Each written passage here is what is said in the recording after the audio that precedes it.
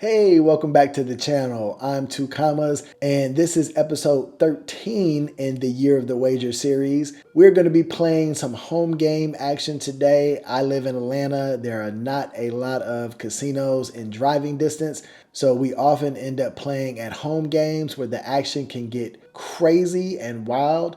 I haven't played in a while, and we are going to be playing a version of Big O with a lot of bomb pots and whatnot in this series. So hopefully you enjoy the action, and maybe you'll have some tips for me at the end. But do me a favor, go ahead, like, subscribe, and hit that alert button, and let's dive in.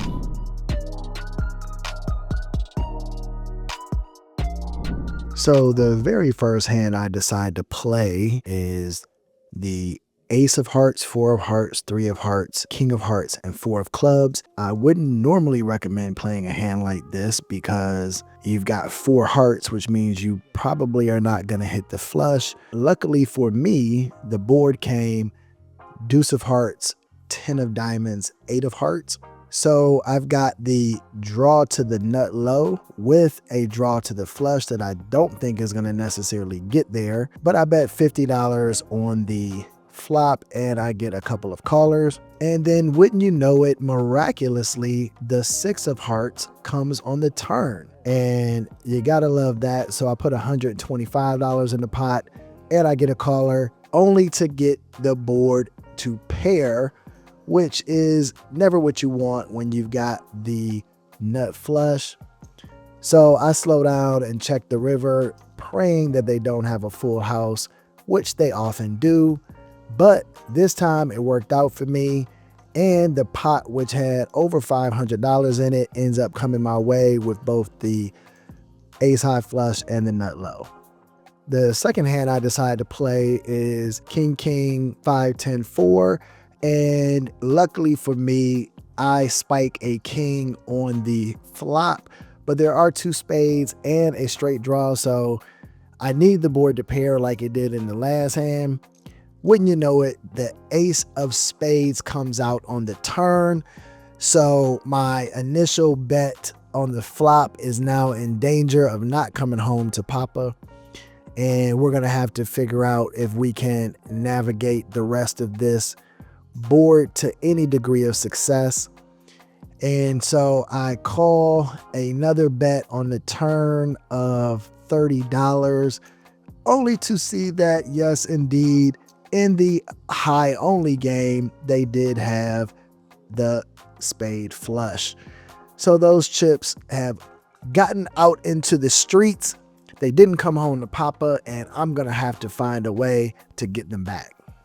Hand number 3, we are playing high only again. I've got a suited ace and a pair of 4s with some potential straight draw on the 7-8. Again, not that great of a hand, but it is a suited ace. The board comes ace, 8, 5 with 2 hearts. I've got top 2 pair and decide to stick around for the initial bet. The turn brings another 5 and my opponent leads out for $50.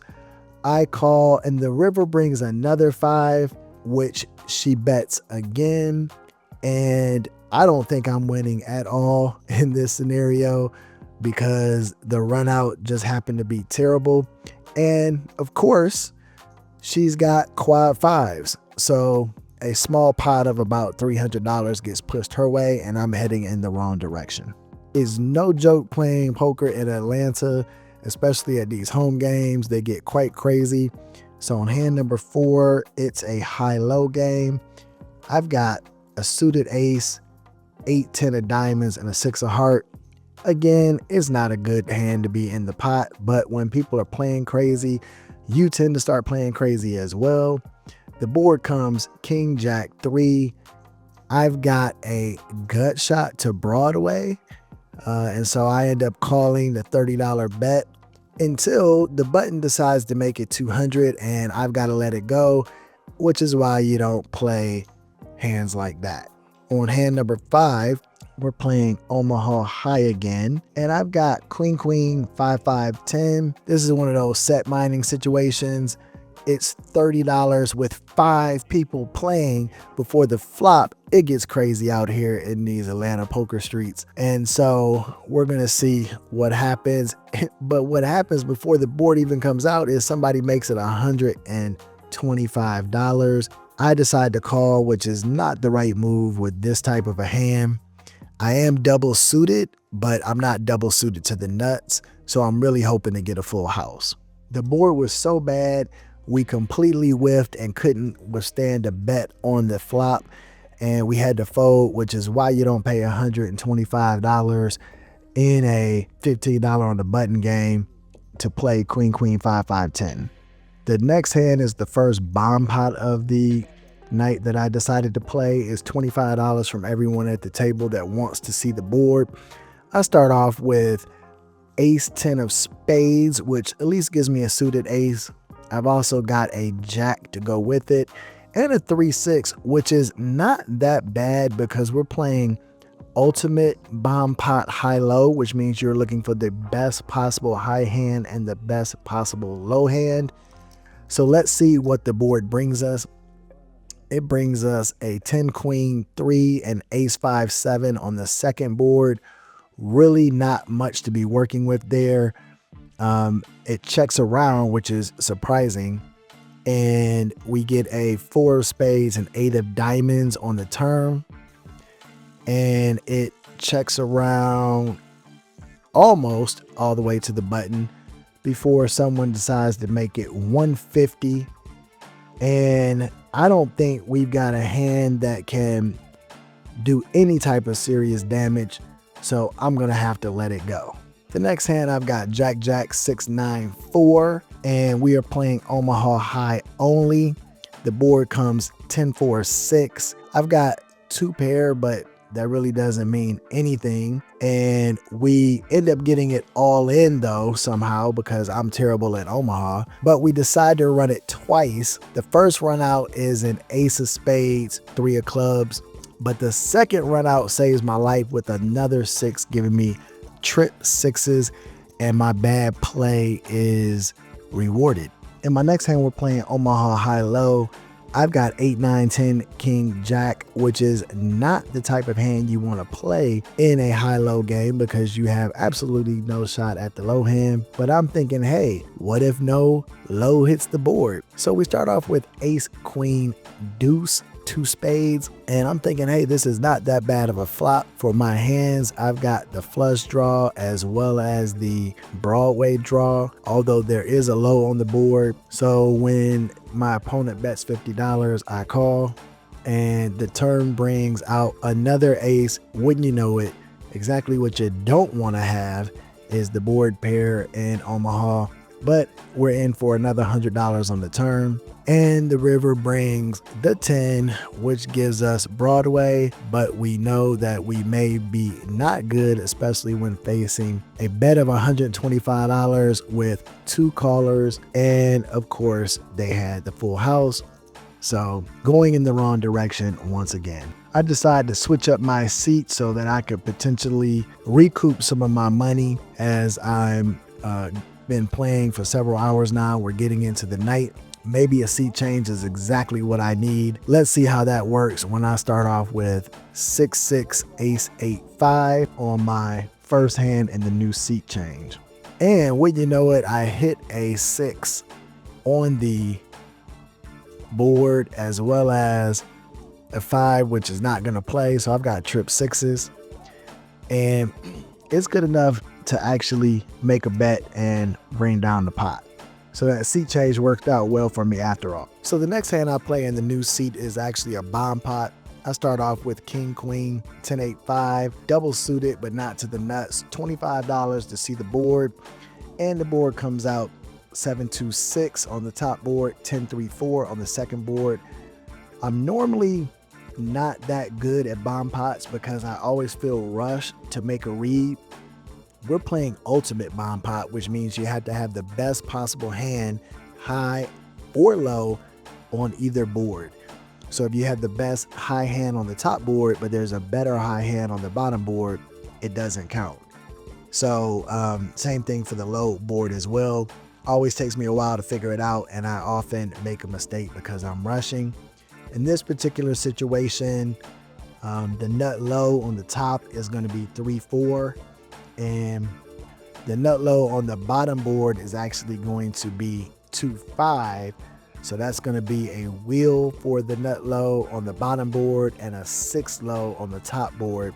So the bottom board, the best low hand is a wheel, and the best possible high hand on both of these boards looks like it could be only a set of aces, which nobody had in this particular situation.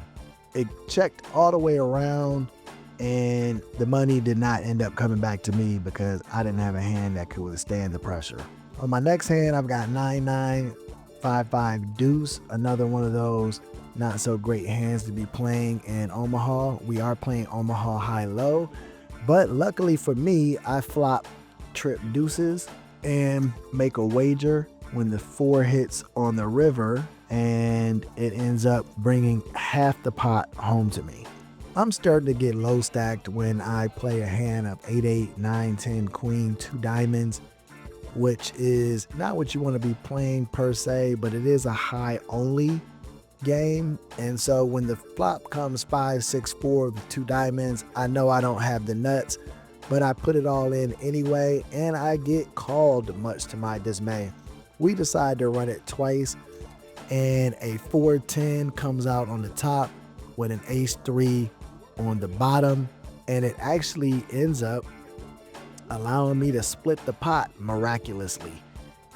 Once again, ladies and gentlemen, don't take my advice in Omaha. We're going to be sticking to the triple draw and stud games in the future, but this is the game we were able to play this go around in Atlanta. We're going to have to find a new game or start one, something like that. My next hand is 4-6-5, ace-4, and a high-low Omaha game. We have 5 players in for $90 pre-flop on this hand, and it comes ace-8-5, which gives me 2 pair on the flop for my high, and not that great of a low draw. But I do have a straight draw with the 4-6-5-8. I just need the 7 for the gut shot. Well, everyone must have liked their hand because 5 players got it all in. I told you it was crazy in these Atlanta streets. 5 players got it all in on the turn. There are so many side pots. It's unbelievable. How is it going to run out for us? We've got king 3 on the top board, and the second board ends up being 7 deuce, which gives me the straight, allows me to get half the high pot and half the low pot miraculously. In the next hand, we're playing Omaha Hi-Lo again with ace-2-3, 7-10 with a suited ace. It's one of the better Omaha Hi-Lo hands in my opinion, so we're going to see how it works out for us. There's a lot of money in the pot already as I raised it up to $100 and got a couple of callers. The flop comes 4-6-9, so we are on a draw for the nuts to the low side of the pot. All we need is another card under an 8. The turn brings an 8 and the river brings a 7, giving us the nut low for half the pot. In both situations, we had the best high hand and best low hand, but 2 different players had also an ace deuce and the high side straight. So we ended up getting half the pot from half the players twice, if that makes sense.